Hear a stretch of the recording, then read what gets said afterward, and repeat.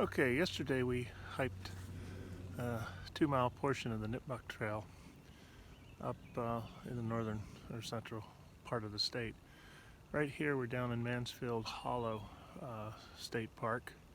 It's the beginning of the Nipmuck Trail, as you can see right over my shoulder here, the trailhead. So we'll get started and see what we find along the way today. Well, here's an interesting find right behind me. It's an old pump from the days before running water. It's a concrete pad right nearby. If I could move back here, you can see it. So maybe there was a small cottage or a camp used to be here in a bygone era. Well, behind me is a very old white pine. Kind of scan up. You can see it here. But the unusual thing about it is the very thick, heavy branches that branch off from the side, and particularly this low in the tree trunk. The unusual thing about that is usually, particularly in climate around here, you know, the snow and the water will collect, you know, right where those branches connect and kind of pool, and a lot of times it will rot the wood. And the weight of the branches as they grow are not sufficient to support the weight of the tree. But this one seems to have survived. So, good for her. Yeah, we're going through an area now of very old growth, dense pine trees. I love it in the morning where the sun filters down into the dark forest below. We're in a very dense part here. In some parts of state land, they tend to thin this. They'll come in and they'll cut down trees to, I guess, thin the forest out. I'm not a big fan of it. Of course, I'm not an arborist. I don't know the reason for it. I just know that it looks like a war zone when they're done. So we'll enjoy this lovely forest while it's here. We got a bit of the old New England stone wall, and we can still see the use, because here's the wall, continues to head out. Here's a little field that's been cleared, and the farmer still, farms hay, low impact farming. So the trail, I think, goes through someone's property. We're probably on a right of way. I'll come around the other side. The wall continues off, and then behind me here is another field. So these walls, these old colonial walls from the early settler days, are still here. They're still in use, and you find so many of them in the forest. Well, ahead of me you can see that the footpath here does get a little bit of traffic. It's not covered with leaves, which is usually a telltale sign that not many people travel this way. But the one thing to keep in mind about these Blue Blaze Connecticut trails is they're only open to foot traffic, so no horses and particularly no mountain bikes. They don't have anything particular against people who like to bicycle in the woods. We used to like to do it when we were kids, but there needs to be some type of a plan to alternate trails and let the land heal, because they're very destructive. On another trip I'll show you some of the destruction that's caused by bikes in the woods. Not sure you can see behind me, we're up on a bit of a higher ridge, but we're getting close to the lake, to Mansfield Hollow Pond, and this is the wetlands surrounding the lake. Beautiful wetlands back there, undisturbed. I'm going to actually turn around to the other side, because again, I said we're on a ridge, and you can see the old stone wall that I pointed out, a few hundred yards back, and then of course the field. So still the old colonial stone wall still marking the boundary of an actively farmed field. Alright, we've come about a quarter mile in here on the Nipmuck Trail, and we've reached Mansfield Lake. So we're gonna hike up this path over here. We're gonna go up to the far end of the lake. There's a bridge then that picks up a road, and instead of a road walk, we'll double back. We'll go around the wetlands that we came. We'll head back up this way as we head back to the car park through the other side of the wetlands where we came in. So let's continue up the lake shore and see what we find. Here's another view of the lake, and I guess on a weekend morning probably be full of boats and people fishing, but on a weekday it's actually Tuesday or early in the morning, so it's almost like we have the lake and the whole trail to ourselves, although we may encounter somebody along the way. But it's very peaceful to get out here early and you can have the solitude of the forest. I want to show you something very interesting I found along the shore here. This is a very hardy old white pine, and if I go up you see how big she is. But like half of her roots, if you look right back here, half of her roots are eroded by the shore because we're right here by the lake. But she's still hanging in there. You see that little boulder back there, maybe helping her out, keeping her from tipping over. But she's a hardy old soul, and that's an interesting sight to find. Here's an interesting find, an old white pine. It's right up behind me here. And if you look at the way the branches all head up, it almost looks like half of a Jewish menorah at Hanukkah time. It's too bad we only have 2 branches on the other side, or it'd be a complete menorah. So we'll just call this one menorah pine. If you look for them, you're going to find these all over the United States because they're geological survey marked. This one was the U.S. Army Corps of Engineers created this survey mark. So it's a permanent monument in the ground. And you'll find these monuments all over the United States if you look for them. The whole country has actually been surveyed. Here's another fine example of one of these old stone walls in the woods. This one's in very good condition, actually. You can see right in there. Here we have a very small pocket of dead trees. See, they're not blooming yet. As you can see all the way up there. They're all dead and dying. This is all basically gypsy moth damage. At least we had a good year last year. The rain came right before they all would hatch, and that kills them. It activates a virus in them that kills them. And so it wasn't too bad, but on bad years that can be very devastating to the forest with the gypsy moths. Well, we've just gone through, and actually are still going through, a very peaceful area of the forest. Interesting mix of pine, oak, sugar maple, just passing under one. You see the maple leaves right up there. It's a bit unusual from the places that I hike to see such a mix of trees all in one place. They usually cluster in neighborhoods, but it's very pleasant, and of course the birds are very happy as well. You can hear them in the background. Alright, this is an interesting find, and I'm not sure you'll be able to see it well, although I did pick up a sample.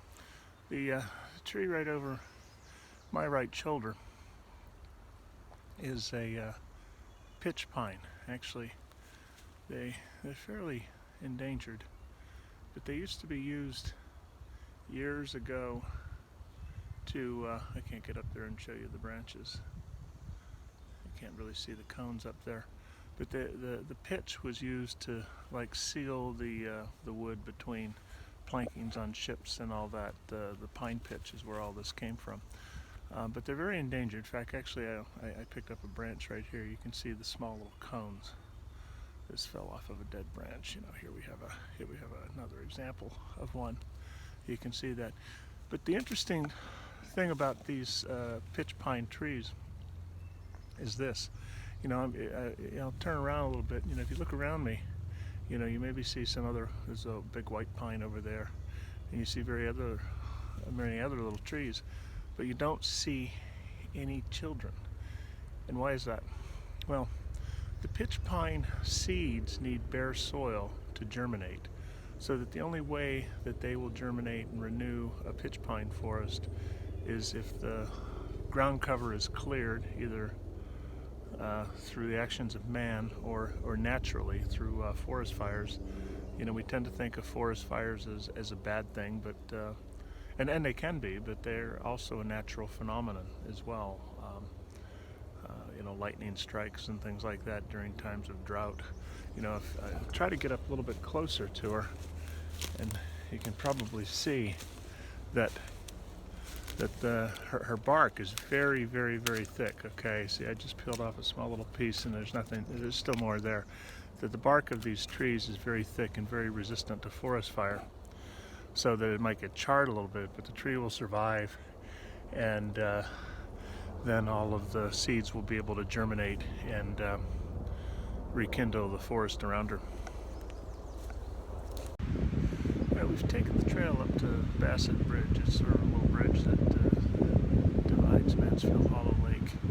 And we're going to turn around here. There's no easy way to make it around the other side all the way back to where we came. So we're going to go back part of the way, and as I mentioned before we headed up this way, we'll double around the other side of some wetlands that we found over there when we first started out on the trail. So we'll head back, and I'll be back with you when we get to the next portion of the trail. Here's a very nice patch of berries.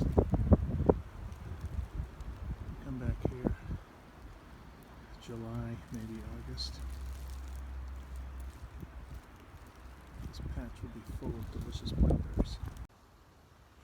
Okay, we're back where we picked up the Nipmuck Trail, heading up along the Mansfield Hollow Pond. So we're back here where we started. We're gonna head back up the other way here, take a loop around the Natchaug River.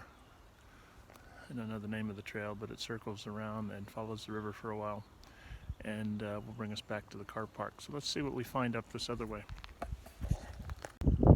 We're standing on a small dam where somebody's built a road across the lake here, kind of dividing it into the larger area that you see behind me, and there's a smaller area that I'm looking at. You can see there's a nice little island right back behind me. Probably a little cold to swim to that today. And I'll turn around, give you a view on the other side. You see the road we're standing on. And a small little undisturbed pond in the back. No fishermen on it, no people, just the wildlife. We've been hiking every day this week, and this is, other than my own backyard where we have several of them, this is the first time I've come across in the forest shagbark hickory. You can see how the bark is very shaggy around it. It's an interesting tree. Produces some very nice nuts, actually. I gather them in my yard in the fall, if I can get to them before the squirrels do. But there you have a shagbark hickory. We'll continue on. Well, as you can see, the trail that we're traveling here around the lake, it's over to my right.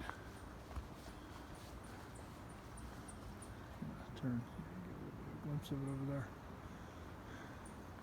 It's not blazed, so it's not maintained by any particular authority in the state or in the town, but it's well traveled, it's clear to follow, so we'll just keep following it. We're not too far from civilization, so we'll be able to find our way back. No risk here. But interesting, usually when you follow the paths, you follow the blazes, but it's always enjoyable, and it's a pleasure to get off the beaten path a little bit. You never know what you find. It's a nice view of some marshy wetlands.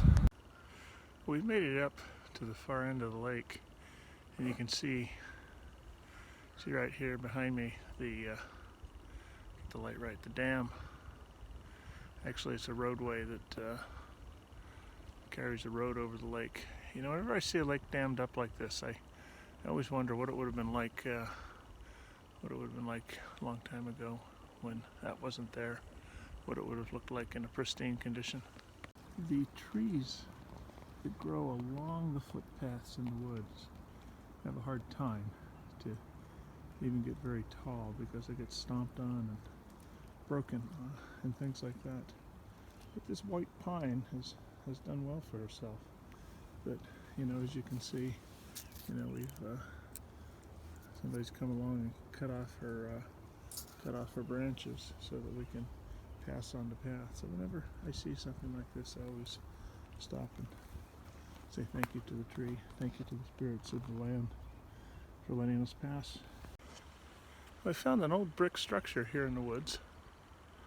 Kind of has a door opening here. Walk up to it a little bit. Maybe take a peek inside. You see the floor. I don't know why. There seems to be a collection of sandals down here. I don't know why people leave them. Looks like it. I don't know what it was for. You kind of see the old iron hinges from a door at some point in time. It may be used today as a camping shelter.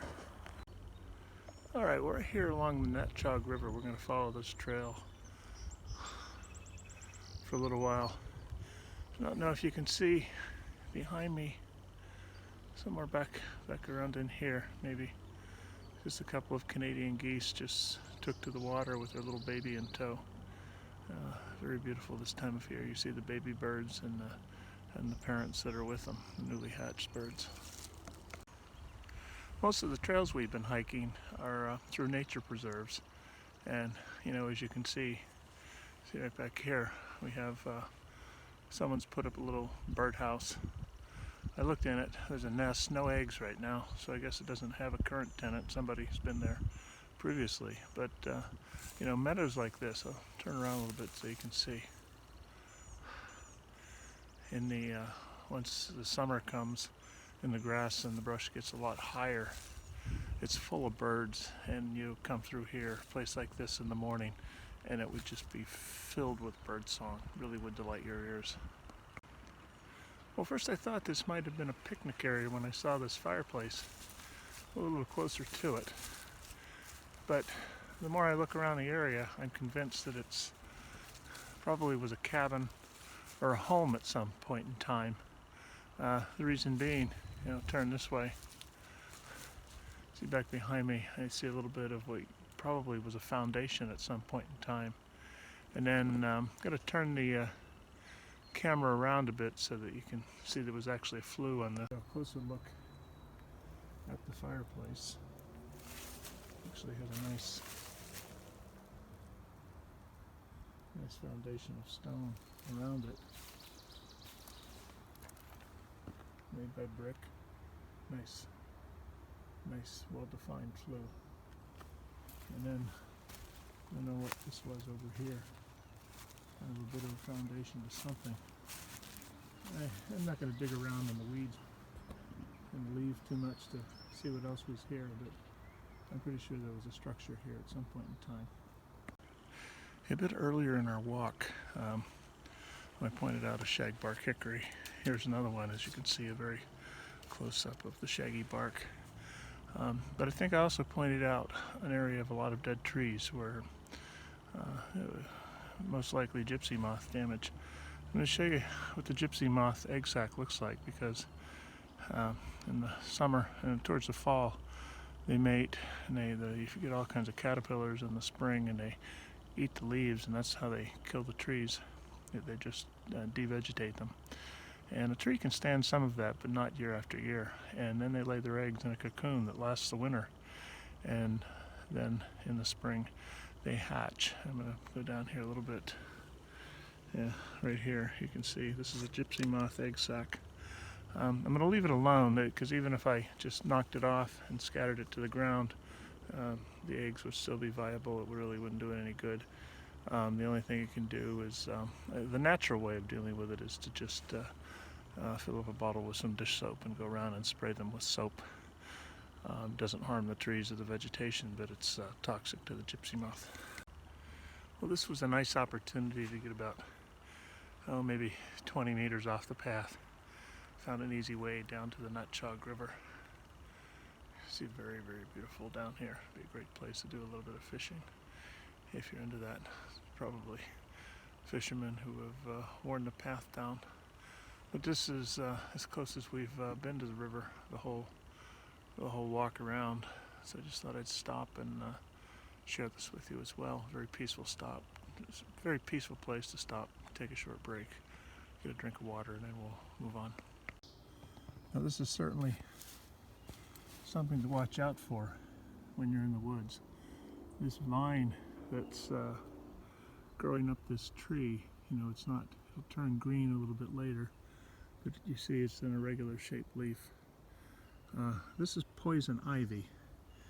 Touch it, you get a bad case of dermatitis. Nothing a little calamine lotion won't cure unless it's really particularly bad. But you don't want to be touching this. Leaves of 3, you leave it alone. And the interesting thing is to watch. It's red early in the spring, so it doesn't really look like ivy. It looks kind of pretty with the redness, but be careful of that. Even in the spring when you see this. Well, we're coming to the end of the hike here. We're on our way back to the car park. Maybe another 30 meters in front of me. So it's been a delightful walk in the woods. Just getting to be about lunchtime now, probably noon. I'd say we covered probably between 5.5, 6 miles. Very easy and moderate hike. There wasn't many uphills. I don't think we traversed a lot of elevation, but certainly some very interesting, beautiful trees, as well as some nice views around the water. So this is Ted, Visionquest Excursions, and thank you for hiking with me today.